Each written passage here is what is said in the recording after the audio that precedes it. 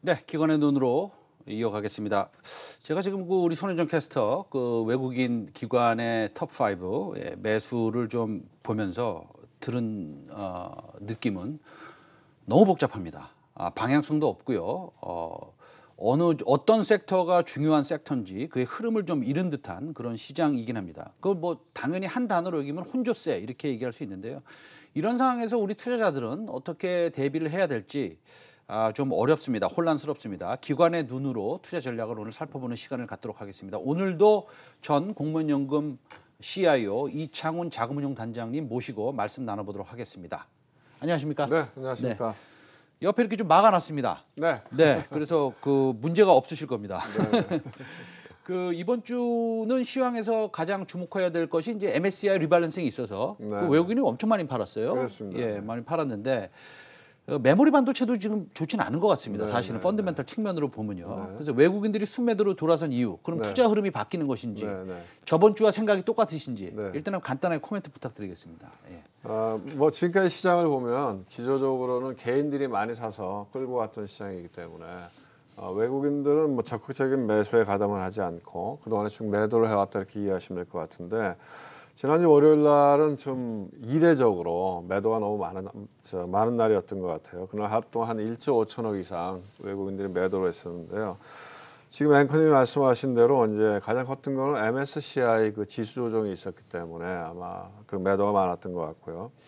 그다음에 이제 주로 매도한 종목이 삼성전자하고 SK 하이닉스였기 때문에 반도체 가격 조정에 대한 선반영이다 이렇게 얘기할 수 있는데, 근데 이건 양면이 있는 것 같아요. 제가 보기에는 이제 반도체 스팟 가격은 어느 정도 바닥을 친 것 같습니다. 그래서 오히려 반도체 현물 가격은 바닥에서 조금 상승하는 모양을 보이고요. 반면에 이제 삼성전자나 하이닉스의 실적에 반영이 되는 것들, 그 고정거래 그 계약 가격이라고, 컨트랙트 프라이스라고 하는 거는 현물 가격을 반영해서 점진적으로 내려오고 있기 때문에 3분기 실적은 안 좋겠죠. 그래서 그런 것들을 좀 반영하는 부분이 있는 것 같고요. 또 세 번째로는 아마 이제 공매도가 연기된 것도 아마 영향을 줬을 것 같습니다. 두 가지 측면인데, 하나는 이제 공매도가 연기되면서 롱숏 측면에서 해치의 어려움이 있었을 거다 이렇게 생각할 수 있고요. 또 하나는 사실은 이제 대부분의 시장에서 공매도가 허용이 되고 있는데 우리 시장에서만 공매도가 연기되니까 아마 이게 시장 논리냐 정치 논리냐 하는 부분에 대해서 외국인 투자자 입장에서는 의문을 가졌을 수 있다 이렇게 해석할 수 있겠습니다. 알겠습니다.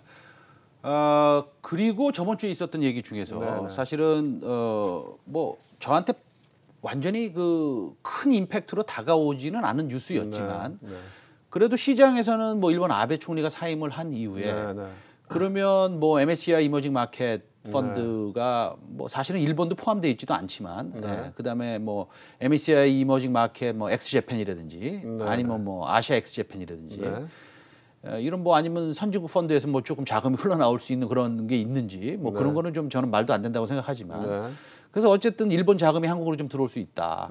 아베노믹스는 실패했고 그다음에 스가 관방장관은 그거를 갖다가 연결시키지 못할 것이다. 그래서 한국의 수급이 조금 좋아질 것이다. 뭐 한국이 이제 선진국과 비슷하다라고 얘기해도 뭐 무방하니까요. 일단은 그런 뉴스, 그다음에 글로벌 펀드 매니저들의 코멘트도 많았어요. 우리 단장님께서는 그거에 동의하십니까? 어쨌든 아베가 물러나겠다고 한 거는 기본적으로 시장에 뭐 하루 정도 영향을 줬지만 저는 개인적으로 굉장히 이게 관심 있게 봐야 될 부분이다 이렇게 생각하고 있습니다. 왜냐하면 여러분도 기억하시겠지만 2012년도 그때부터 아베가 아베노믹스를 부르짖으면서 제일 처음으로 주장했던 거는 이제 엔화 강세를 막는 거였거든요.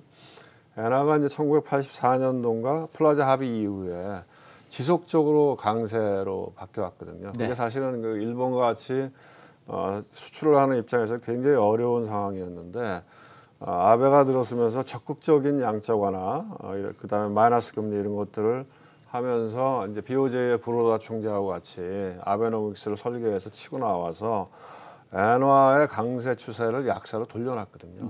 그래서 그게 2012년도부터 지금까지 진행됐던 얘기고, 그래서 엔화가 그때 70엔 근처에서부터 지금 110엔 근처까지 100엔대로 올라와 있거든요.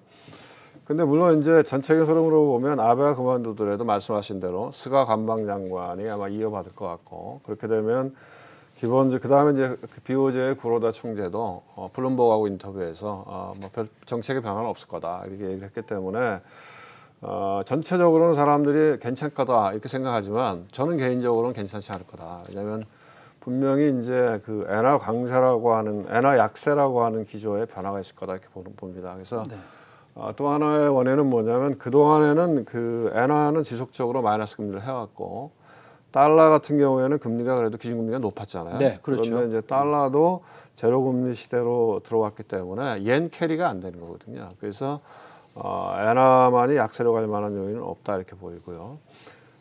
이제 최근에 또 재밌는 이야기가 어젠가요? 그 워렌 버핏이 네네, 맞습니다. 그 일본에 있는 그 종합상사 회사의 주식들을 한 5%씩 샀다 네. 그랬잖아요. 그래서 어제 종합상사가 뭐 예를 들어서 이토추가 있을 거고요. 네, 몇 개가 있겠죠. 네네. 예. 그래서 어쨌든 어제 일본 그 니케이가 올랐는데 그 이면도 우리가 한번 볼 필요가 있는 것 같아요. 왜 그럼 워렌 버핏이 뜬금없이 네. 일본의 종합상사를 샀겠느냐. 그래서 저는 몇 가지로 보는데요. 하나는 제가 보기에는 이제 엔화 약세는 끝났다 이렇게 생각할 수도 있습니다. 그래서 아마 길게 봤을 때는 기조적인 엔화 약세는 마무리가 됐다고 보는 부분이 있을 거다.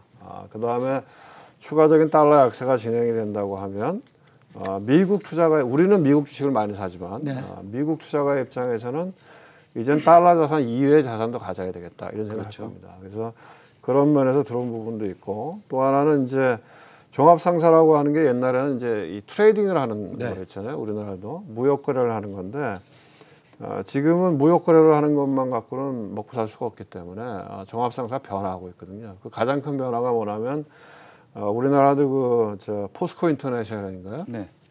그런데 보면은 버마의 가스전을 갖고 있잖아요. 그래서 네. 종합상사들이 해외 자원 개발을 많이 갖고 있어요. 네. 그래서 아마 이렇게 돈을 많이 풀고 달러가 약세로 가는 국면에서는 다음 국면에서는 원자재 가격, 커머디티 가격이 올라갈 수도 있다 이렇게 판단하는 것 같아요. 그래서 아마 알겠습니다. 그런 맥락이 이어져 있기 때문에 이 단순한 문제는 아닌 것 같고요. 제가 보기에는 관심 있게 볼 필요가 있는 것 같고 네. 우리나라 시장에 어떤 영향을 줄 것 같냐? 네. 제가 보기엔 우리는 이제 일본하고 경합하는 상품들이 꽤 있잖아요. 그렇죠. 자동차나 네. 뭐 철강이나 등등해서 그래서 만약에 엔화 약세 기조가 마무리되는 국면에서 원yen 환율에 있어서 우리가 좀 유리해지는 국면이 있다고 하면 우리한테 불리한 건 아니다 이렇게 생각할 수 있겠습니다. 알겠습니다. 저도 한 일본에 그 도쿄에서 한 5년 동안 근무했는데 예, 거기에 보면은 일본에 보면은 뭐 스미모토라든지 미쓰비시라든지 아니면은 뭐 세계적으로 유명한 이토츠 종합상사가 있지 않습니까? 이토츠 종합상사는 벌써 자원에 투자한 지가 제가 알기로는 제 숫자가 틀릴 수도 있겠지만 한 뭐 40년 정도 된 것 같습니다. 그래서 꽤 오래됐고 그렇다고 본다면 그들이 갖고 있는 이 자산의 버블이 생긴다면 사실은 좀 투자할 만한 것이고 그다음에 엔화가 강세로 간다면 뭐 당연히 또 환율로도 뭐 어느 정도 그렇습니다. 프로핏이 날 수 있으니까 워런 버핏 회장의 일본 5대 상사 지분 투자는 아까 말씀하셨듯이 좀 뜬금없지만 곰곰이 생각해 보면 참 똑똑한 현명한 또 그러니까 제가 보기에 판단이다. 한 1년을 놓고 보면 네. 장기적으로 보면 의미가 있다 이렇게 볼 수 예, 있습니다. 알겠습니다. 지금 테슬라에 대해서 좀 여쭤보고 싶은데 네, 미국이 이제 애플하고 테슬라가 액면 분할했지 않습니까? 그렇죠. 네. 그 액면 분할은 사실은 우리가 관심이 없을 정도로 펀드멘탈에 아무 영향도 미치지 않는 것이고 네. 물론 펀드멘탈이 주가의 모든 거를 갖다가 설명하지는 못하지만 네. 로빈후드라고 명명되는 미국의 리테일 투자자들이 네. 저 개인 투자자들이 엄청나게 지금 사서 어제는 그 미국의 HTS가 좀 약간 스톱됐답니다. 네, 그런 얘기가 있었어요. 근데 이 나스닥이 사상 최고치로 지금 올라가고 있고, 그 다음에 뭐 사실은 테슬라, 애플 같은 것들이 고공행진하고 있고요. 근데 이 전체적인 시장 상황이 이제 유동성이지 않습니까? 네. 뭐 당연히 전주와 뭐 2주 전과 3주 전에 우리 그 단장님의 뷰가 뭐 같으신 거죠? 그 테슬라하고 애플 얘기를 하셨는데요. 네네. 제 생각에는 뭐 말씀하신 대로 액면 분해라고 하는 게 펀더멘탈리는 뭐 아무 이유가 없어요. 그런데 유동성을 증가시켜서 개인 투자자가 접근하기 좋게 만든다는 측면에서 의미가 있는 것 같고요. 네네. 그래서 아마 최근에 이제 이 주가들 저도 이제 뉴스 같은 걸 보니까 우리나라 개인 투자가들이 이제 테슬라의 주요 주주가 됐다 그러더라고요. 그래서 이런 개인들이 많이 참여해서 끌어올리는 부분이 있기 때문에 조금 조심할 필요가 있다는 생각이 들어요. 그렇죠. 특히 이제 애플 같은 경우에는 뭐 밸류에이션이나 펀더멘탈 측면에서 뭐 아직까지 그렇게 버블이라고 얘기할 수는 없지만 네. 장기적으로 보면 테슬라는 버블은 아니지만 네. 단기적으로 보면 분명히 과열돼 있다. 그래서 조심할 필요가 있고 테슬라 같은 경우는 또 증자 발표했잖아요. 네네. 그래서 좀 조심할 필요가 있는 것 같습니다. 네. 그 예전에 나오셨을 때 현대차 참 매력적이다라고 하신 이후에 뭐 한 50% 70% 상승한 적이 있어요. 그런데 이제 현대차에 대해서 한 번만 더 제가 더 여쭤보면 사실은 뭐 현대차가 세계 최초로 수소 트럭을 상용했고요. 전기차 아이오닉의 사진을 보면 지금이라도 당장 달려가서 사고 싶은 만큼 아주 디자인이 이쁩니다. 그런데도 불구하고 테슬라와의 차이가 좀 밸류에이션 갭이 많은데 뭐 물론 테슬라를 플랫폼으로 보는 분들이 있어서 그렇다고라고 하지만 그냥 종목 제가 여쭤봐서 죄송하긴 해요. 괜찮습니다. 근데 현대차 뭐 앞으로도 업사이드가 크지 않겠습니까? 이제 그 우리가 얘기하는 현대 미술. 네네. 제가 정확히 얘기 못하는 뒷상이 네네. 소변기를 뒤집어 놓고 파운틴 이렇게 했잖아요. 근데 그게 그 현대 미술 이제 그 입상을 했어요. 네네. 근데 이제 그게 어떻게 보면 현대 개념 미술의 시작인데 이렇게 보면 소변기죠. 네네. 근데 뒤집어 놓고 파운틴하고 이름을 붙이면 파운틴이다. 이거 샘이라는 거죠. 네. 현대차를 이제 기존에 내연기관, 올드 이코노미로 봤을 때는 이게 계속 주가가 안 좋은 거예요. 네네. 근데 어느 날 쳐다보니까 현대차가 전기차도 만들고 말씀하신 대로 수소차에서 상당히 세계적으로 앞서가 있고. 그렇죠. 네. 그러면 이거를 꼭 변기로 봐야 되느냐? 이거 새롭게 볼 수 있지 않느냐? 이런 인식의 변화가 있었던 것 같아요. 그래서 제가 보기에는 현대차의 주가가 그때 말씀드릴 때도 괜찮다 이렇게 생각을 했고 지금도 제가 보기에는 롱통으로 보면 현대차가 가는 방향이 예를 들면 과거의 올드 이코노미를 강화시키는 예를 들면 노키아가 그래서 망한 거잖아요. 그게 아니고 새로운 트렌드에 편성한다고 하면 다시 봐줄 수 있다 이렇게 말씀드릴 수 있죠. 알겠습니다. 오늘 뭐 말씀 많이 잘 들었고요. 이창훈 전 공무원연금 자산 운영 단장님 다음에 또 초대해서 꼭 얘기 나눠보도록 하겠습니다. 오늘 말씀 너무 감사드립니다. 네, 고맙습니다.